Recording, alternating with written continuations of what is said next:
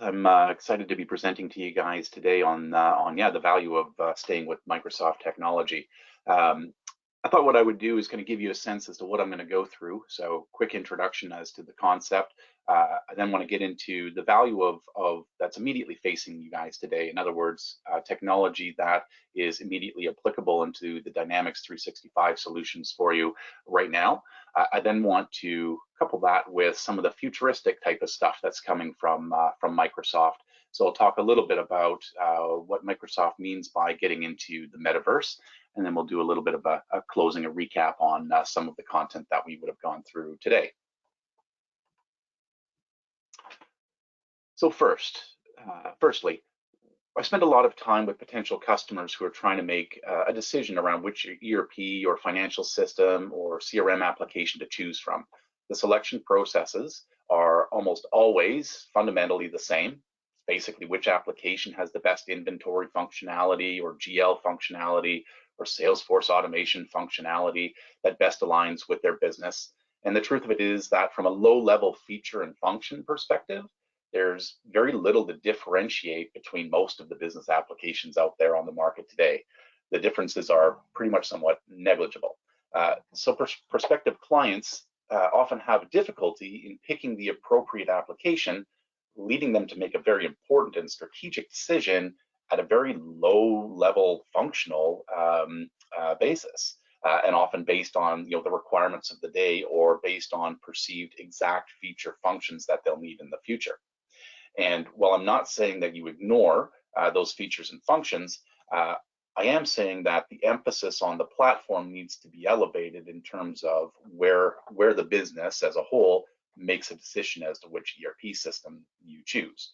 So basically, it's shifting it from looking at the features and functions in that upward column of the business applications layer into a more broader view of the overall platform and what the other technologies within the platform can bring to bear on the solution that you're looking for. Many of the other sessions later on in the day will focus on the specific features and functions within the Dynamics 365 applications. What I'm going to try to show you today is sort of that broader platform value.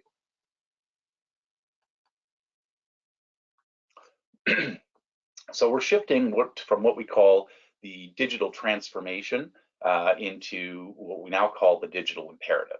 So basically what this means is COVID forced the market to adopt a baseline digital transformation evolution. We saw this come in the forms of the skyrocketing use of applications like Teams and Zoom. And for those of us that survived that digital transformation, was largely a permanent one. But it really wasn't complete. Those businesses that saw the potential of what a fully adopted cloud could do for their business began investing beyond baseline usage of basically a web-based meeting application. So those early adopters bought into the concept that really every company is a technology company, regardless of whether they're in traditional IT or not.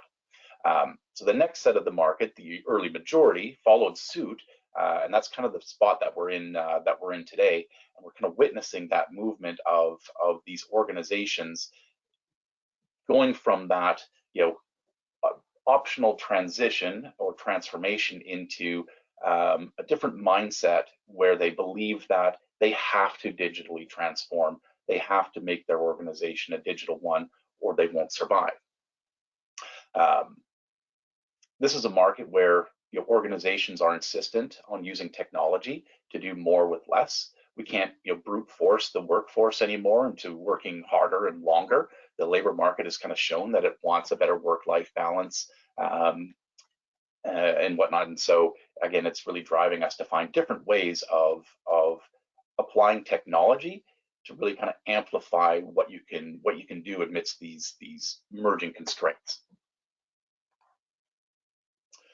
So one neat example that kind of highlights this, or to further emphasize, the point that we're trying to make on this one, is that when you look at what's happening in the job market, specifically not for technical people, but for developers, so people that cut code to make applications, the demand for those individuals is not growing as high as it is in the tech sector, as high as it is in, I think that's about 7 other sectors that are non-tech related businesses. And so what we're seeing is really that kind of shift or push for developer type resources into industry and away from, or balancing out where you're seeing them being applied, which has traditionally been in technology style companies like Encore, for example.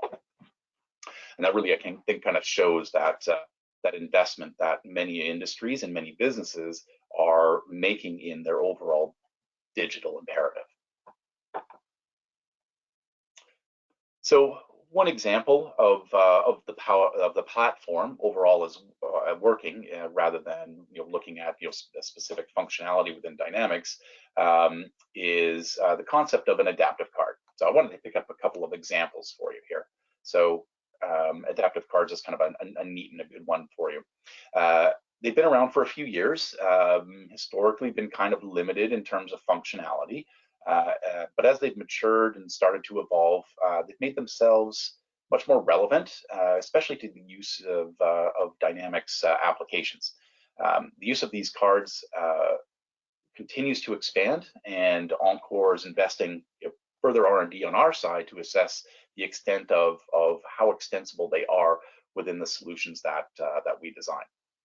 So what is an adaptive card? Like the name implies, it's a piece of code, largely pulling on data from one of your business applications within your organizations, that effectively adapts to the application that it's being hosted in. So if you kind of think about how that works, this, and then looking at the example below, this is one line of code, or one piece of code that is represented in 4 different Microsoft applications, but you can see that the nature of how it's presented has really adopted the framework of the application that is presenting it. So again, code got written once, but now it's applicable to whatever, a bot, Teams, Windows notification, Windows timeline, and we're starting to see that kind of shift into the Dynamics world as well. And so what I thought I'd do is give you a bit of a sense as to what that might look like in terms of Dynamics. So overall here, I've now got my Dynamics traditionally CRM or sales-based application, and I can see that I've got a test opportunity for a company called Test Company. I'm going to open that guy up, and you can start to see there's a couple of different ways that we can, in effect, collaborate. So create a Teams-based channel on that. That's one nice interoperability piece there. But I want to show you how an adaptive card works. So within this, within the bar of the sales application, we now can open up, in effect, a Teams chat. So I'm going to create a new connected Teams chat. I'm going to invite a colleague to join. And I'm going to send a quick note.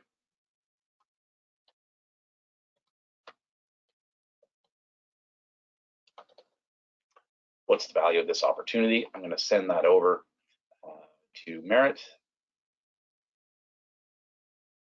And then what it'll automatically do is create, this is the adaptive card here, this section here within the Teams chat for Merritt and for myself. So if I went into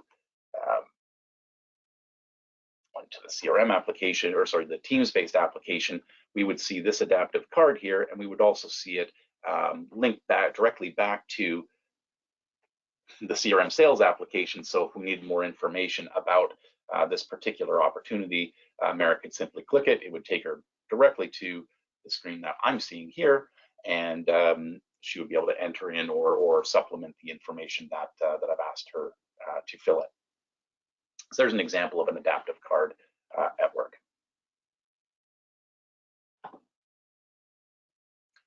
So if we think of the implications of how this can work in terms of how you architect overall systems, it can drastically lessen the amount of integrations that are required.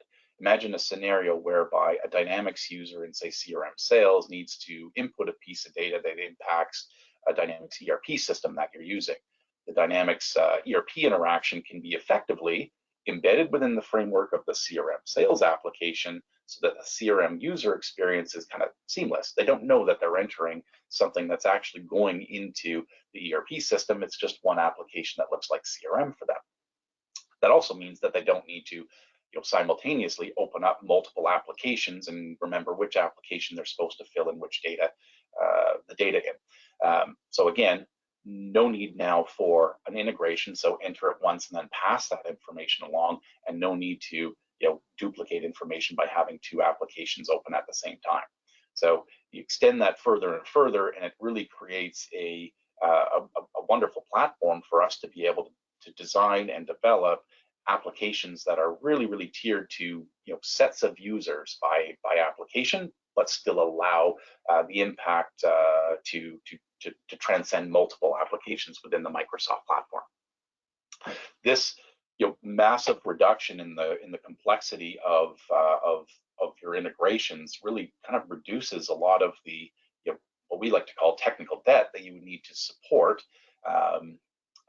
in kind of maintaining those integrations over the course of time, and managing the duplication of data that typically integrations result in. And I would say that there's no other ERP or CRM vendor out there in the market today that can really construct this type of overall application out of the box like Microsoft can.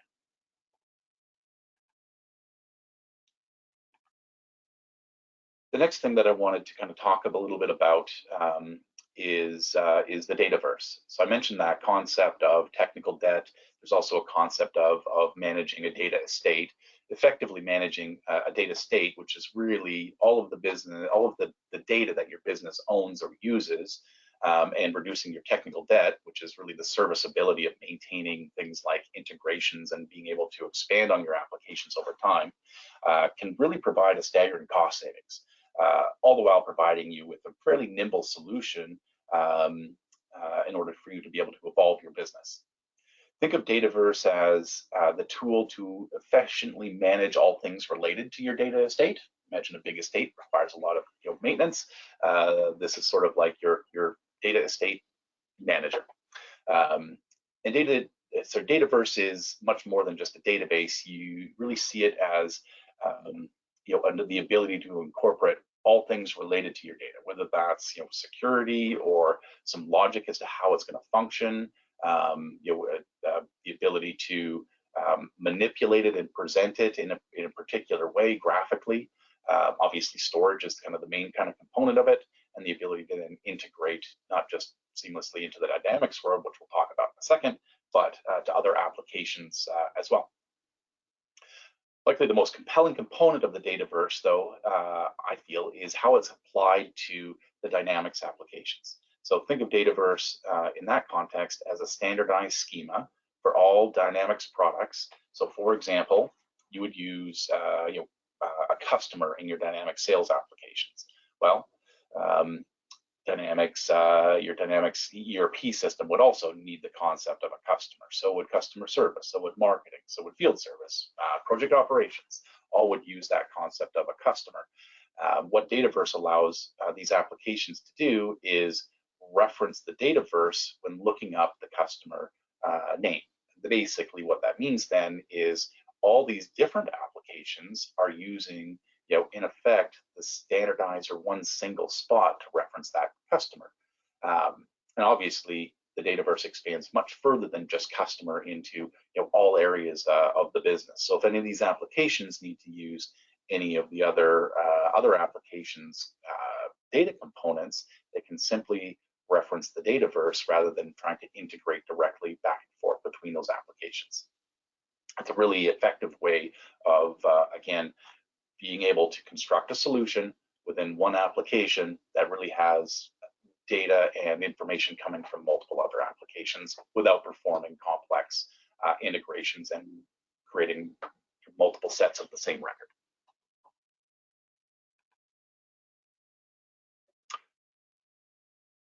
So we had some time on the previous section to review some of the practical elements in the Microsoft platform that your organization can start deploying today.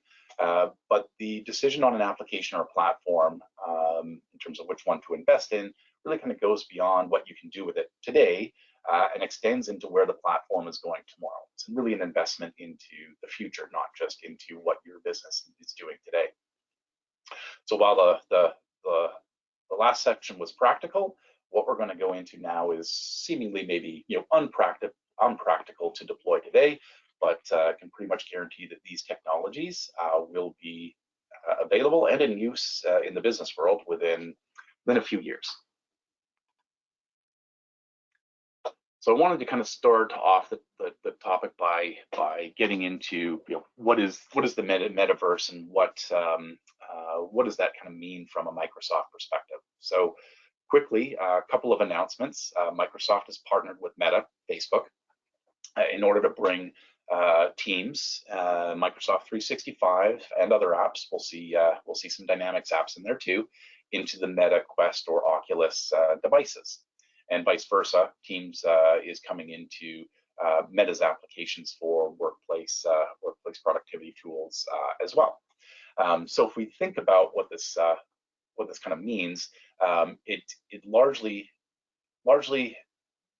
the metaverse, I would say, is in effect a digital workplace that incorporates either virtual reality or mixed reality with business systems like we've got traditional CRM, an ERP, e-retail. And I say e-retail, not e-com, because I think it's a different experience when you get into a virtual world, and also incorporates everyday productivity software like Teams and Excel. When we look at the construct of what Microsoft feels is the metaverse, you can see it has some dynamics in there. The top layer is kind of what we're going to be looking at. So primarily Teams and a little bit of the Dynamics 365. Connected spaces, guides we'll look at next as well. That's really is supported by all the rest.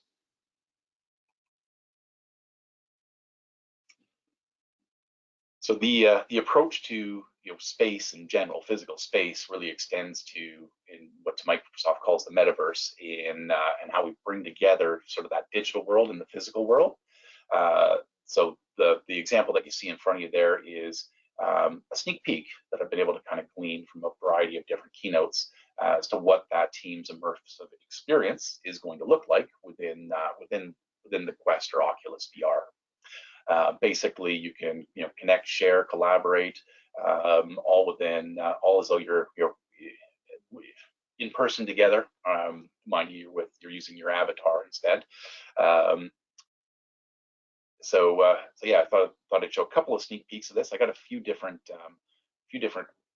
things to look at. So within the construct of the meeting environment, you see a whiteboard, you see the presentation screen, you see other individuals, you see your boardroom table. You would also see the laptop that typically you have in front of you at the boardroom table as well. Just to give you a sneak peek. And likewise, Teams is also embedded in the workrooms from Meta as well. That's in the Teams-based environment, but you also have the option of working in the solitary capacity within the VR world as well. So you can imagine, if you have one or two monitors today, in the VR world, you can have many, many monitors all over the place, if you like. I'll show you a little bit of that later.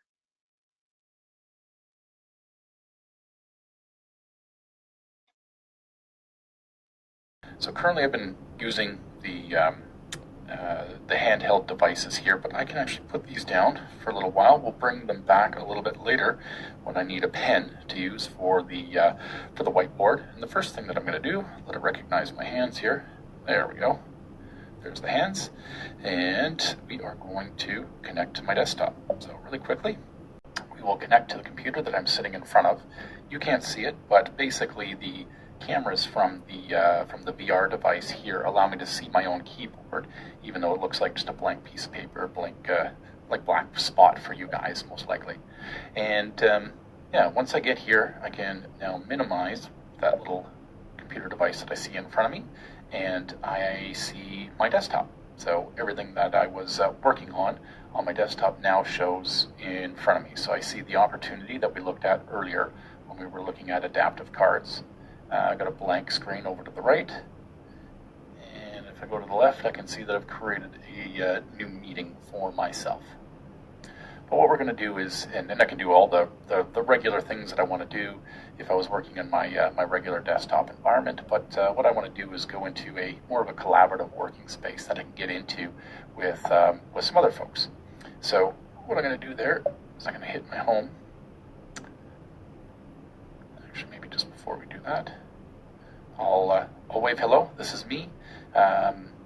Yeah, this is what I look like. I was able to kind of create myself, put on a different shirt for today because I'm doing a presentation rather than the hoodie maybe that I would normally wear if I was just doing desk work. And but yeah, just wanted to say hello. So let's put that down. We'll go over to the home page here, and we can start this meeting. So it'll load up, and then we'll do a couple things before we kind of getting going into the meeting. It'll be a meeting of one. It's kind of hard to meet with myself, but what I'll do is I'll show you some images of what it looks like for other attendees of the meeting as we kind of come out of the virtual space and then get into back into the PowerPoint. All right. So I'm now sitting at a meeting table, and I can see I've got my whiteboard up to the right. If anyone was on video, they would show on this video screen that I'm looking at right now. And one of the things that I like to do when I'm presenting is I always like sitting next to the whiteboard. So what I'm going to do is I'm going to change my seat. And that's where I want to go over there. And now I'm in my favorite spot right next to the whiteboard and across the table from anyone else who would be attending if we had actual attendees for this. Next thing I want to do, just like a regular meeting, is I want to see my computer. So I'm going to look at my laptop computer in front of me here.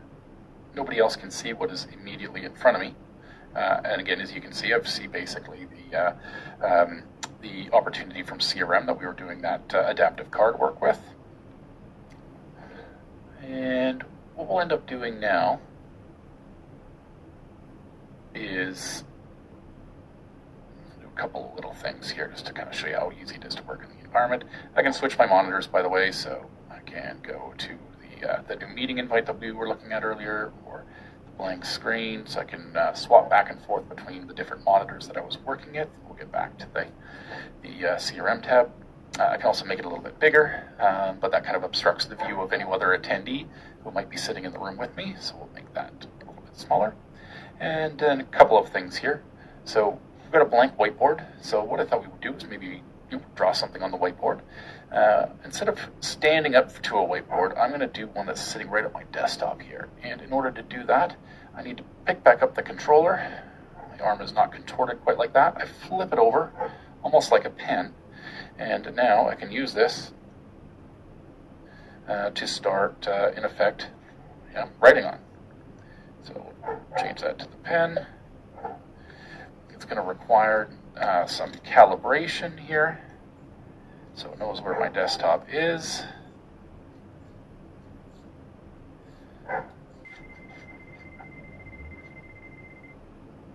There we go. Finally, all done. Done. Now we can draw something here. So let's take. We'll do a nice green font, and we'll go.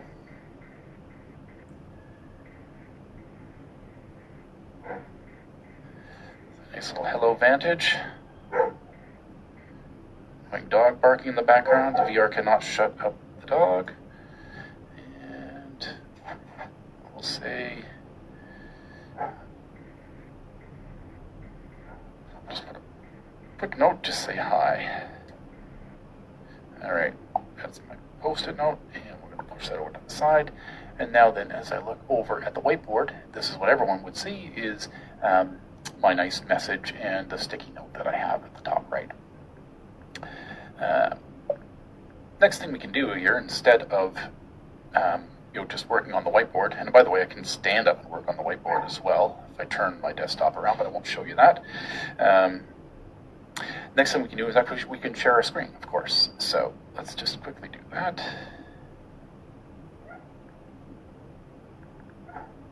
And share screen, continue.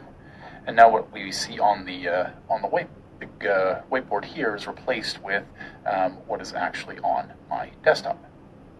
So I can switch back and forth between applications. So I was in my customer engagement sales tool. I am now in Business Central and can start doing a Business Central and ERP-based demonstration if I so chose. I think at that point here, what we'll do is we'll stop sharing and we will exit the meeting and say goodbye to everybody on the meeting and get back to the regular PowerPoint. The next concept of virtual reality embedded within Dynamics and Microsoft is what we call Dynamics 365 guides. This application is available today. It's integrated only at this point to the HoloLens. But Dynamics 365 guides basically allows businesses to overlay virtual, graphically integrated instructions on top of real-world objects. This technology is used for quickly training new employees for complex equipment service work. Guides is integrated also now to Teams, which basically means that allows for remote experts to provide real-time instruction to a low-level technician, effectively, all through that low-level technician's eyes in order to kind of get the right fix on a particular piece of equipment or construct in building a complex piece of machinery. And for more on that, watch this quick video. Welcome to Dynamics 365 Guides, a mixed reality application that enables workers to learn while they accomplish their tasks using Microsoft HoloLens. Guides provide step-by-step holographic instruction cards. These cards, which are visually tethered to specific work areas, show workers what needs to be done where, so they can get the job done faster and with fewer errors. To create a guide's author starts with a PC. They use the PC to create and structure the guide, set an anchoring method for the holograms, write the tasks and steps, and assign media or 3D models to support the steps. Next, the author uses the Guide's HoloLens app to test the flow of the guide and place the holograms in their real-world environment. Whether working on the PC or the HoloLens, all content is saved securely in the cloud. When the guide is ready, an operator uses it to learn while doing their work. After workers have had the chance to use the guide for a while, managers use Power BI dashboards to analyze the data. For example, which step of a guide takes the most time? How long does it take to run the guide? Then authors can use these insights to refine guides and improve processes.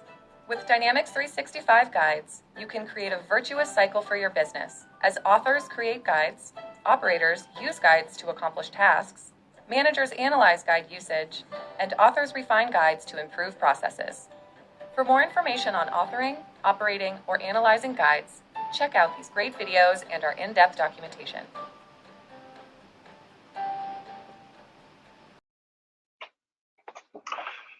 So there's a neat concept of how, again, that virtual or mixed reality world is being applied to businesses today. Admittedly, the use of Dynamics 360 guides is largely currently used at very large organizations, but we do see that recent announcement from Microsoft and Meta as a way of driving down market some of that functionality that you just saw in the video. So I hope you enjoyed the session today. I think if I wanted to kind of get across any points of what I showed is largely expand, if you're deciding on software, your vision of which application to go with to the platform as a whole rather than just the application itself. And I think you'll find that that even today Microsoft offers the best value for the platform, for the money that you're spending in order to go pick a new solution. And I think that based on what we've seen as well, that it's also the best application that's going to drive you into the state of future work as well. Thank you for your time today.